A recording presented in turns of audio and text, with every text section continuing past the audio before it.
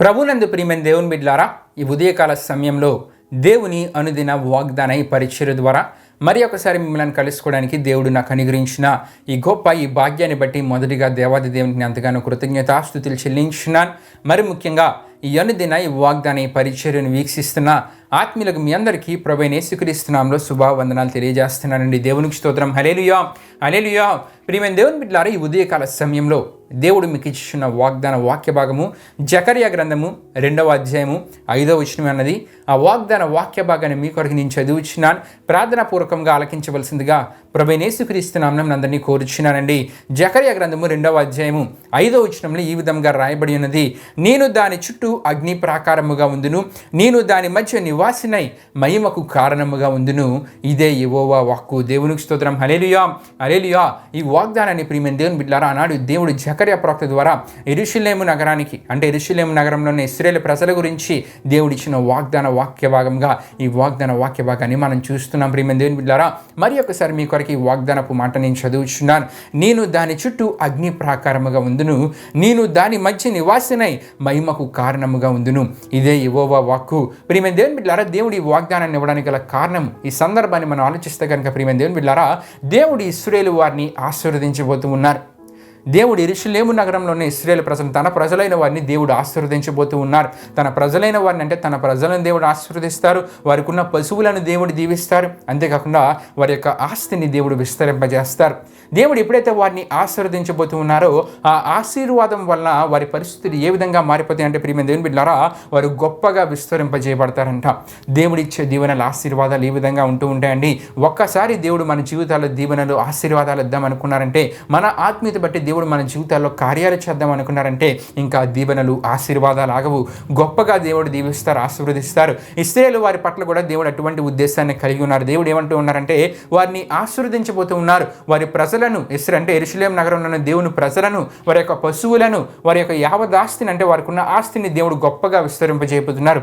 దేవుడిచ్చే దీవెనలు ఆశీర్వాదాలు బట్టంట వారు గొప్పగా విస్తరింపజేయబడతారంట. ప్రియమైన దేవుని బిడ్డలారా, ఎప్పుడైతే వారు గొప్పగా విస్తరింపజేయబడతారో, గొప్పగా ఆశీర్వదించబడతారో ప్రియమైన దేవుని బిడ్డలారా, యెరూషలేము నగరం లోపల ఉన్న స్థలము వారికి ఇంకా సరిపోదు. దేవుడు అంత గొప్పగా వారిని దీవించబోతూ ఉన్నారు. యెరూషలేము నగరం లోపల ఉన్న స్థలము వారికి సరిపోదు ప్రియమైన దేవుని బిడ్డలారా. అయితే లోపల వారు ఉంటూ ఉన్నారు, వారికి సరిపోదు. కాబట్టి ప్రియమైన దేవుని బిడ్డలారా, ఈ జకర్యా గ్రంథం 2వ అధ్యాయం 4వ వచనంలో మనం చూస్తున్నప్పుడు, 2వ దూత పరిగెత్తిపోయి యెరూషలేములో మనుషులను పశువులను విస్తారమైనందున అది ప్రాకారము లేని మైదానముగా ఉండునని ఈ యవనునికి తెలియజేయమని మొదటి దూత ఆజ్ఞ ఇచ్చునని మనం చూస్తూ ఉంటాం. వారు ఎప్పుడైతే విస్తరింపజేయబడతారో ప్రియమైన దేవుని బిడ్డలారా, అప్పుడు వారికి ఉంటుందంట ప్రియమైన దేవుని బిడ్డలారా, ప్రాకారము లేని మైదానముగా యెరూషలేము నగరం మారిపోద్దంట. అంటే వారికి ప్రాకారం, వారి చుట్టూ ప్రాకారం, రాళ్లతో కట్టబడిన గోడలనే ఉండవు. అంతగా దేవుడు వారిని విస్తరింపజేయబోతున్నారు. ప్రాకారం అంటే రాళ్లతో కట్టిన గోడలు ఇంకా వారి చుట్టూ ఉండవు. అంత గొప్పగా వారిని దేవుడు విస్తరిస్తారు, ఆశీర్వదిస్తారు ప్రియమైన దేవుని బిడ్డలారా. అయితే మరి వారికి ఏ హాని కలగకుండా, మరి ప్రాకారం అంటే రాళ్లతో కట్టిన గోడలు ఉండవు కాబట్టి శత్రువుల నుండి ఏదో ఒక హాని ఉంటుంది. అవకాశాన్ని చూసుకొని శత్రువులు వారి మీద దాడి చేసి వారి పట్టణాన్ని నాశనం చేసి, కానీ దేవుడు ఏమైనా వాగ్దానం ఇస్తూ ఉన్నారంటే 2వ అధ్యాయం 5వ వచనంలో మనం చూస్తుంటాం, నేను దాని చుట్టూ అగ్ని ప్రాకారంగా ఉంటానని. దేవునికి స్తోత్రం. హల్లెలూయా హల్లెలూయా. ఆయన అగ్ని ప్రాకారంగా ఉంటే గనుక ఇంకా రాళ్లతో కట్టిన గోడలు అవసరం లేదు, ఆ ప్రాకారములు అవసరం లేదు ప్రియమైన దేవుని బిడ్డలారా.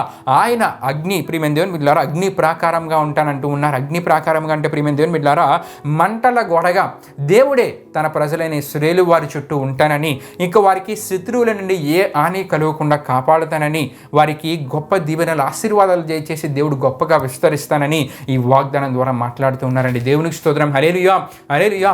నేను దాని చుట్టూ అగ్ని ప్రాకారంగా ఉందును. దేవుడు అంటూ ఉన్నారు, యెరూషలేము నగరం చుట్టూ నేను అగ్ని ప్రాకారంగా ఉంటాను, వారిని గొప్పగా విస్తరింపజేస్తాను. ఇంకా వారికి రాళ్లతో కట్టిన గోడలు అవసరం ఉండదు, ఆ ప్రాకారాలు అవసరం ఉండవు. నేనే వారి చుట్టూ ఒక అగ్ని ప్రాకారంగా ఉండి వారికి శత్రువుల నుండి ఏ హాని కలగకుండా, వారికి ఏ అపాయం ఎదురవ్వకుండా నేనే వారికి అగ్ని ప్రాకారంగా ఉండి వారిని నేను కాపాడుతానని దేవుడు వాగ్దానం ఇస్తూ ఉన్నారు. దేవునికి స్తోత్రం. హల్లెలూయా హల్లెలూయా. నిజమే ప్రియమైన దేవుని బిడ్డలారా, ఈ దినాన్ని సమాజంలో మనం చూస్తున్నప్పుడు కొన్ని కుటుంబాల పరిస్థితులు ఏ విధంగా ఉంటూ ఉంటాయంటే, కుటుంబాలలో కొంతమంది యజమానులు వారి కుటుంబ పోషణ కొరకు వారి జీవన ప్రయాణంలో ముందుకు వెళ్ళడానికి ఉద్యోగరీత్యా వివిధ దేశాలకు, వివిధ ప్రాంతాలకు వెళ్తూ ఉంటారు. ప్రియమైన దేవుని బిడ్డలారా, కుటుంబం అంతటిని ఒక ప్రాంతంలో విడిచిపెట్టి ఉద్యోగరీత్యా వేరే ప్రాంతాలకు, వేరే దేశాలకు వారు వెళ్తూ అక్కడ ఉద్యోగ ఉద్యోగాలు చేస్తూ ఉంటారు.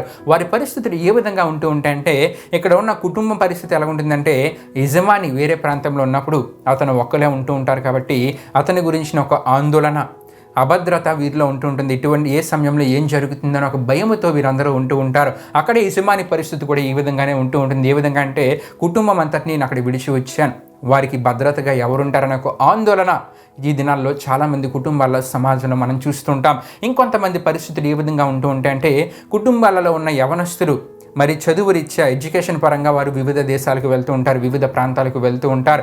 వారి గురించి తల్లిదండ్రులకి ఒక ఆందోళన. వారు ఆ ప్రాంతాలలో ఉన్నప్పుడు ఎటువంటి పరిస్థితులు కలుగుతాయో, వారికి భద్రతగా ఉంటారా లేదా, వారికి ఏమైనా భద్రత ఉందా లేదని ఒక ఆలోచన, ఏ దినాన్ని ఏ వార్త వింటామో తెలియలేని పరిస్థితుల్లో తల్లిదండ్రులు ఉంటూ ఉంటారు. ప్రియమైన దేవుని బిడ్డలారా, వీటన్నిటికీ గల కారణాలు ఏంటంటే, సమాజంలో ఈ దినాల్లో మనం చూస్తున్న పరిస్థితులు, మనుషుల్లో పెరిగిన క్రూరత్వం. మనిషి ఏ సందర్భంలో ఏ విధంగా ఉంటాడో చెప్పలేం. ఒక మనిషికి హాని చేయడానికి మనిషి సడన్గా ఏ విధంగా మారిపోతాడో మనం చెప్పలేం. ఇటువంటి వార్తలు మనం న్యూస్లో వింటూ ఉన్నప్పుడు కుటుంబాలలో ఆందోళన అనేది ప్రారంభమవుతూ ఉంటుంది. మనుషుల్లో ఉన్న క్రూరత్వం, మనుషుల్లో వచ్చిన స్వభావం, వారి యొక్క ప్రవర్తన మార్పు ద్వారా నేటి సమాజంలో అభద్రత ఎక్కువైపోయింది. ప్రియమైన దేవుని బిడ్డలారా, అంతేకాకుండా ప్రకృతి వైపరీత్యాలు, ఏ సందర్భంలో ఎటువంటి పరిస్థితులు, ఎటువంటి తుఫాను లాంటి పరిస్థితులు, కార్చిచ్చు లాంటి పరిస్థితులు ఎదురవుతాయో చెప్పలేం. ఎటువంటి పరిస్థితులు వరదలు వస్తాయో చెప్పలేం. ఇటువంటి పరిస్థితుల నడుమ కుటుంబాల్లో ఏముంటుందంటే ఒక ఆందోళన.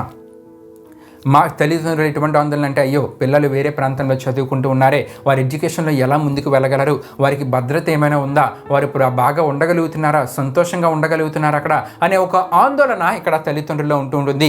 కుటుంబ యజమాని వేరే ప్రాంతాల్లో ఉద్యోగం చేస్తున్నప్పుడు తనలో ఒక ఆందోళన, నా కుటుంబం అంతా ఒక ప్రాంతంలో విడిచి వచ్చాను, వారికి భద్రత ఏమైనా ఉంటుందా, వారికి ఎవరి నుండి ఏ హాని కలగకుండా వారు ప్రశాంతంగా ఉండగలుగుతున్నారా, సంతోషంగా ఉండగలుగుతున్నారా అనే ఒక ఆందోళన.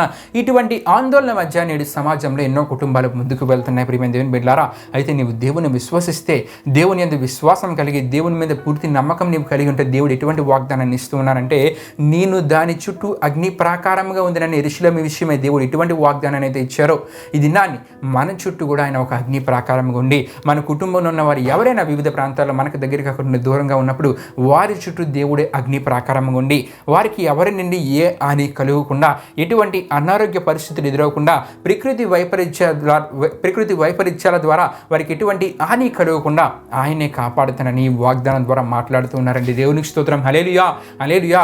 మనలో ఉండవలసింది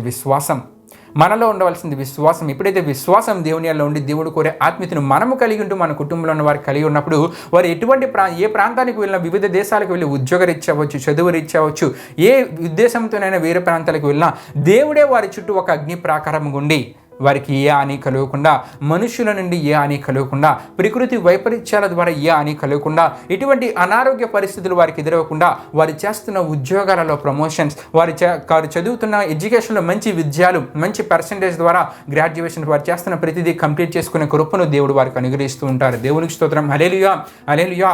కాబట్టి ప్రియమైన దేవుని బిడ్డలారా, నేను దాని చుట్టూ అగ్ని ప్రాకారంగా ఉందని దేవుడు ఆనాడు యెరూషలేము గురించి మాట్లాడుతున్నారు. యెరూషలేములో ఉన్న తన ప్రజలను దేవుడు గొప్పగా ఆశీర్వదించి, గొప్పగా విస్తరింపజేసి, వారికి ఇంకా రాళ్లతో కట్టిన గోడలు అవసరం లేదు, వారికి నేనే ఒక అగ్ని ప్రాకారంగా ఉంటానని, భవిష్యత్తులో వారికి ఇటువంటి గొప్ప దీవెన దయచేస్తానని దేవుడు మాట్లాడుతున్నారు. మరి మన జీవితాల్లో కూడా దేవుడు ఒక అగ్ని ప్రాకారంగా ఉంటానని వాగ్దానం ఇస్తూ ఉన్నారు. ఆయన మన చుట్టూ అగ్ని ప్రాకారంగా ఉంటే, మన కుటుంబంలో ఉన్న ప్రతి ఒక్కరి చుట్టూ అగ్ని ప్రాకారంగా ఉంటే, ఇంకా ఎవరి నుండి ఏ హాని కలగదు, ఎటువంటి ప్రకృతి వైపరీత్యాలు ఎదురైన వారి జీవితంలో దాని ద్వారా ఏ హాని కలగకుండా దేవుడు కాపాడతారండి. దేవునికి స్తోత్రం. హల్లెలూయా, హల్లెలూయా. కాపాడబడమే కాకుండా వారిని గొప్పగా దేవుడు దీవిస్తారు, ఆశీర్వదిస్తారు. వారు చేస్తున్న ప్రతి దాంట్లో అద్భుతమైన విజయాలు, ఎడ్యుకేషన్లో విజయాలు, ఉద్యోగాల్లో ప్రమోషన్, ప్రతి దాన్ని దయచేసి దేవుడు గొప్పగా దీవిస్తారు, ఆశీర్వదిస్తారు. ఎప్పుడంటే ఆయన వారి చుట్టూ అగ్ని ప్రాకారంగా ఉన్నప్పుడు. కాబట్టి ప్రియమైన దేవుని బిడ్డలారా, దేవుని యందు విశ్వాసం ఉంచుదాం. ఆందోళన చెందాల్సిన అవసరం లేదు, భయపడవలసిన అవసరం లేదు. దేవుని యందు విశ్వాసం ఉంటే చాలు. ఆయనే మన కుటుంబంలో ఉన్న ప్రతి ఒక్కరి చుట్టూ అగ్ని ప్రాకారంగా ఉండి వారిని దేవుడు కాపాడుతారు, రక్షిస్తారు. వారికి ఏ హాని కలగకుండా ఆయన తోడు వారితో ఉంటుంది. వారిని దేవుడు గొప్పగా దీవిస్తారు, ఆశీర్వదిస్తారు. దేవుడి పరిశుద్ధ వాగ్దానాన్ని మన వినికిల్లో దీవించునుగాక. ఆమేన్. ప్రియమైన దేవుని బిడ్డలారా, ఈ వాగ్దాన కార్యక్రమాన్ని ముగింపుతో మనం ముగించుకుందాం. అందరూ కళ్ళు మూసుకొని తల వంచుకుని ప్రార్థనలు నాతో పాటు ఏకీవించవలసిందిగా ప్రభువైన యేసుక్రీస్తు నామములో అందరినీ కోరుచున్నానండి.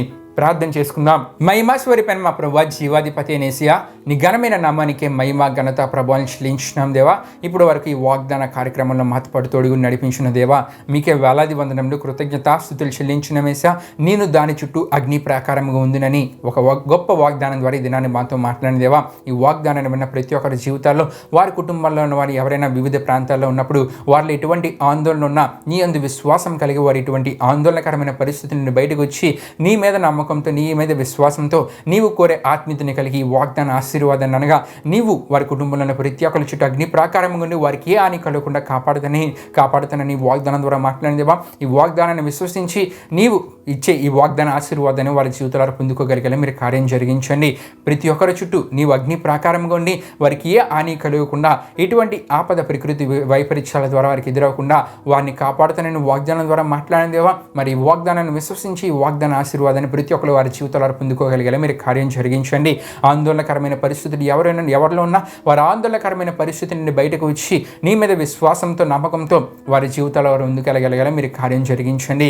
ఈ వాగ్దానాన్ని విన్న ప్రతి ఒక్కరు మీరు దీవించండి, ఆశీర్వదించండి. ఇది నన్ను వారు చేస్తున్న ప్రయాణాల్లో, పనులంట్లో తోడుగుని ముందుకు నడిపించమని మీకే వేలాది వందనంలో కృతజ్ఞత ఆస్తుతులు చెల్లిస్తూ యేసు పరిశుద్ధ నామములో అడిగి వేడుకొనుచున్నాం తండ్రి, ఆమేన్. యేసు రక్తమే విజయం, ప్రవేశ రక్తమే విజయం, ప్రవేశ రక్తం సంపూర్ణమైన విజయం, అపవాది క్రియలుగా అంత నాశనం కలుగునుగాక. ఆమేన్.